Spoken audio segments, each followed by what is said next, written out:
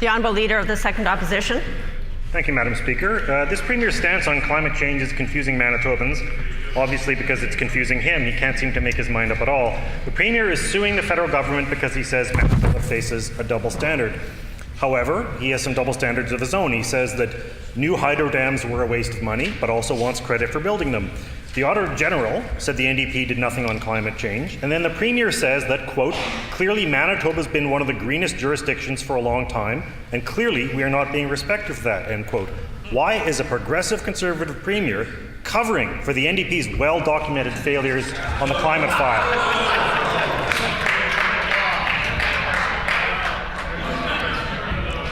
The Honourable First Minister. I wasn't aware I was doing that, Madam Speaker.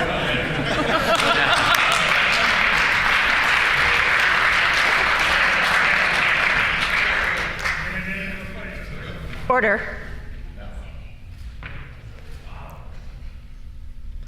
The Honourable Leader of the Second Opposition on a supplementary question. Thank you, Madam Speaker. The Premier appeared on Power and Politics last week, and he showed Manitobans that he's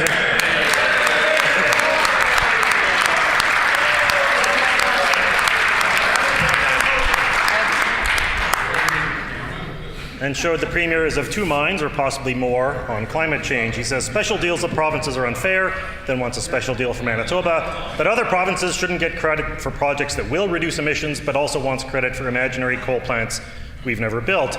He thinks the NDP wasted 17 years ignoring climate change, but wants to avoid a carbon tax because of how apparently green we are. He says someone in Ottawa told him he has the best plan. He also said, and I quote, that Ottawa said it wasn't good enough. I can't make this stuff up, Madam Speaker. I will leave that to the Premier. Why did the Premier wait until after the price on carbon was introduced to launch a lawsuit? Order. Isn't this closing the barn door once the horses have bolted?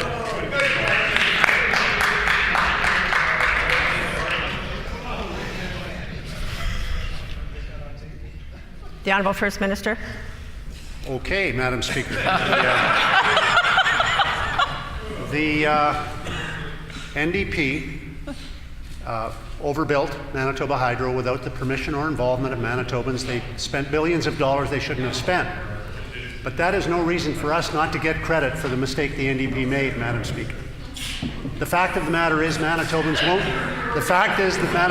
won't get a return. Order. They won't get a return on the investments the NDP made for 40 or 50 years, but that doesn't mean that the federal government shouldn't give us credit for the actual investments the NDP made.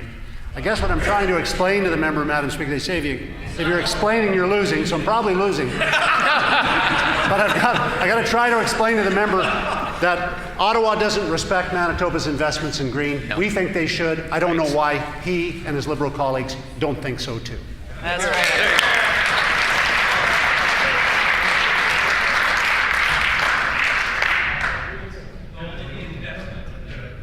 Order.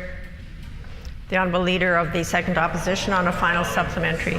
Thank you, Madam Speaker. The Premier told the CBC that he's only pulling one page out of a 77-page plan. This is a truly remarkable feat since the plan is only actually 60 pages and several of those are blank. But the Premier has been inconsistent about whether the federal government rejected his plan or whether he walked away. He's also said many times that his plan was described as the best in Canada by federal officials.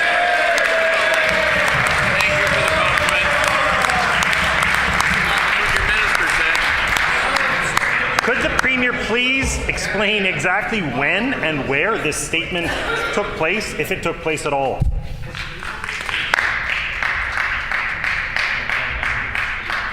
The Honourable First Minister. So the member appears all too willing to take Ottawa's bait here. Ottawa has a sneaky plan. It's a sneaky plan, yeah?